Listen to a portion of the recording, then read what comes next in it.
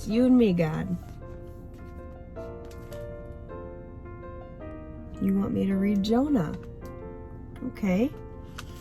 Let's read the book of Jonah together.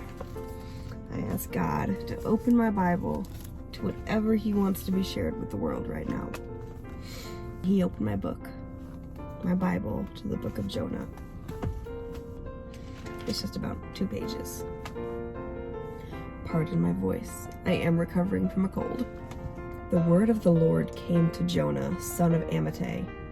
Go to the great city of Nineveh and preach against it, because its wickedness has come up before me. But Jonah ran away from the Lord and headed for Tarshish. He went down to Joppa, where he found a ship bound for that port. After paying the fare, he went aboard and sailed for Tarshish to flee from the Lord. Then the Lord sent a great wind on the sea, and such a violent storm arose that the ship threatened to break up. All the sailors were afraid, and each cried out to his own God. And they threw the cargo into the sea to lighten the ship. But Jonah had gone below deck, where he lay and fell into a deep sleep. And the captain went to him and said, "How can you sleep?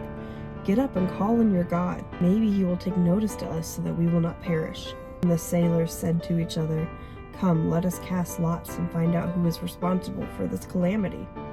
They cast lots, and the lot fell on Jonah. So they asked him, "Tell us, who is responsible for making all this trouble for us? What kind of work do you do? Where do you come from? What is your country? From what people are you?" He answered, "I am a Hebrew, and I worship the Lord, the God of heaven, who made the sea and the dry land." This terrified them, and they asked, "What have you done?" They knew he was running away from the Lord, because he had already told them so. The sea was getting rougher and rougher, so they asked him, "What should we do to you to make the sea calm down for us?" "Pick me up and throw me into the sea," he replied, "and it will become calm. I know that it is my fault that this great storm has come upon you." Instead, the men did their best to row back to land, but they could not, for the sea grew even wilder than before. Then they cried out to the Lord, "Please, Lord, do not let us die for taking this man's life. Do not hold us accountable for killing an innocent man, for you, Lord, have done as you pleased." Then they took Jonah and threw him overboard, and the raging sea grew calm. At this, the men greatly feared the Lord, and they offered a sacrifice to the Lord and made vows to him. Now the Lord provided a huge fish to swallow Jonah, and Jonah was in the belly of the fish 3 days and 3 nights. From inside the fish, Jonah prayed to the Lord his God. He said, "In my distress I called to the Lord, and He answered me. From deep in the realm of the dead I called for help, and you listened to my cry. You hurled me into the depths, into the very heart of the sea, and the currents swirled around me, and your waves and breakers swept over me. I said, I have been banished from your sight, and yet I will look again toward your holy temple. The engulfing waters threatened me, the deep surrounded me, seaweed has wrapped around my head. To the roots of the mountains I sank down, and earth beneath barred me in forever. But you, Lord my God, brought my life up from the pit. When my life was ebbing away, I remembered you, Lord, and my prayer rose to you, to your holy temple. Those who cling to worthless idols turn away from God's love for them, but I, with shouts of grateful praise, will sacrifice to you. What I have vowed I will make good. I will say, salvation comes from the Lord. And the Lord commanded the fish, and it vomited Jonah onto dry land. Then the word of the Lord came to Jonah a second time. Go to the great city of Nineveh, and proclaim to it the message I give you. Jonah obeyed the word of the Lord and went to Nineveh. Now Nineveh was a very large city, and it took 3 days to go through it. Jonah began by going a day's journey into the city, proclaiming, 40 more days and Nineveh will be overthrown. The Ninevites believed God. A fast was proclaimed, and all of them, from the greatest to the least, put on a sackcloth. When Jonah's warning reached the king of Nineveh, he rose from his throne, took off his royal robes, covered himself with sackcloth, and sat down in the dust. This is the proclamation he issued in Nineveh. By the decree of the king and his nobles, do not let people or animals, herds or flocks taste anything. Do not let them eat or drink, but let people and animals be covered with sackcloth. Everyone to call urgently on God, and let them give up their evil ways and their violence. Who knows? God may yet relent and with compassion turn his fierce anger so that we will not perish.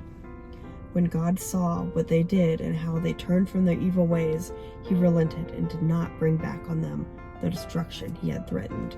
But to Jonah this seemed very wrong, and he became angry. He prayed to the Lord, "Isn't this what I said, Lord, when I was still at home? What I tried to forestall by fleeing to Tarshish? I knew that you are a gracious and compassionate God, slow to anger and abounding in love, the God who relents from sending calamity. Now, Lord, take away my life, for it is better for me to die than to live." But the Lord replied, "Is it right for you to be angry?" Jonah had gone out and sat down at a place east of the city. There he made himself a shelter, sat in its shade, and waited to see what would happen to the city. Then the Lord God provided a leafy plant and made it grow up over Jonah to give shade for his head to ease his discomfort. And Jonah was very happy about the plant. But at dawn the next day, God provided a worm, which chewed the plant so that it withered. The sun rose. God provided a scorching east wind. The sun blazed on Jonah's head so that he grew faint. He wanted to die and said, "It would be better for me to die than to live." But God said to Jonah, "Is it right for you to be angry about the plant?" "It is," he said, "and I'm so angry I wish I were dead." But the Lord said, "You have been concerned about this plant, that you did not tend it or make it grow. It sprang up overnight and died overnight. And should I not have concern for the great city of Nineveh, in which there are more than 120,000 people who cannot tell their right hand from their left, and also many animals?" What a great book that God had me read today. The book of Jonah teaches us quite a bit of stuff, actually. I got a few main points that I'd like to touch on real quick. 1, compassion. God doesn't just have compassion for Israelites. And today I think that not being an Israelite is people who are not like us. Compassion for races, compassions for felons, compassion for people who don't think the same way as us, people who don't act the same way as us, maybe even people who aren't Christians. We need to have compassion for everyone, and that's what God is laying out for us in really the entirety of the Bible. But in the book of Jonah, compassion. We have to be kind to other people, not just people who look like us and think like us and act like us and talk like us. Everyone. Love your neighbor. The story of Jonah also really touches on faithfulness and reluctance to obedience. Come on, man. God knows. God knows what we're supposed to do. And he lays it all out for us. He tells us exactly what we need to do. Open this book. Any of these pages. God is saying, this is what you should do. Or he's saying, this is what you should not do. This whole book, God is like, it's a manual. God lays everything out. Do this, do this, do this, do that. Don't do this, don't do that. That's how you live life. That's how you get to the kingdom of heaven. That's how you obey me. And sometimes we don't want to do that. Sometimes it feels so hard to listen to what God is saying, because even though God knows what's best for us, sometimes we don't like what it is. Sometimes God says, you got to do this thing. Danielle, you got to do this thing, and I know you don't want to, but you have to do it because it's what's best for you.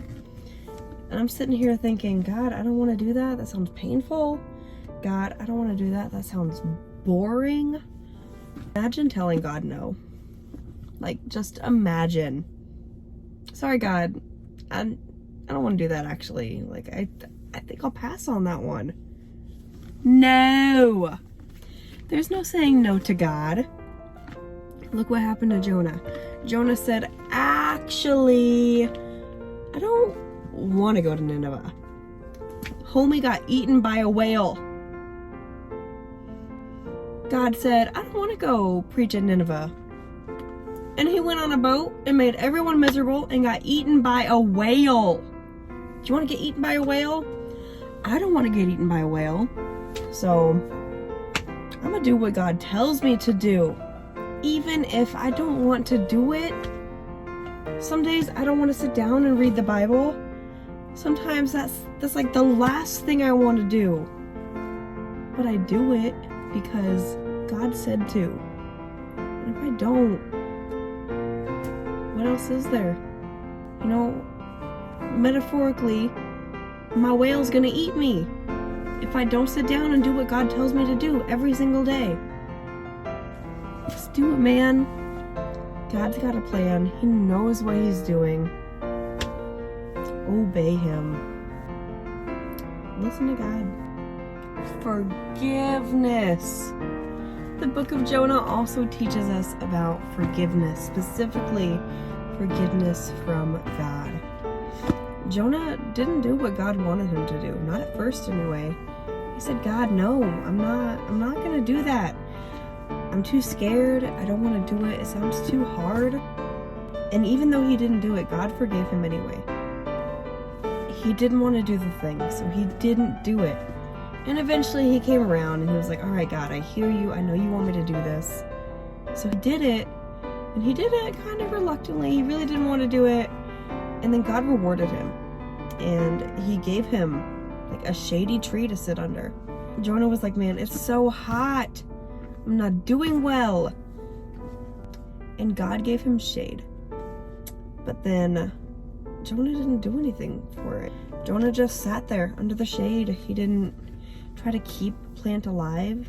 He didn't do anything. And so God brought a worm, and he made that worm eat the plant, and the plant died. God forgives us. God will always forgive us when we ask him to. Even when we don't do what he wants us to the first time. The book of Jonah might be short. Like, it's, what, 1 page front and back? That does not mean it's not chock full of wisdom. I've read the book of Jonah twice with my little brother in the past, last week. We probably read it twice in his cute little Minecraft Bible. And I said, God, what do you want me to read today? And he opened the book of Jonah. And I think that he wanted me to read the full story. Because the Minecraft Bible is made for kids. It's not, all these details were not in there. He said, tell the people about the book of Jonah. And so I did. I opened it, I read it, and I learned something. That's my takeaway. Open the Bible every single day and you'll learn something new. Read the same book over and over and over and you will learn something new. God is so good, guys. God is so good. Open your Bible today. Read the book of Jonah. Read it again tomorrow. It's so good.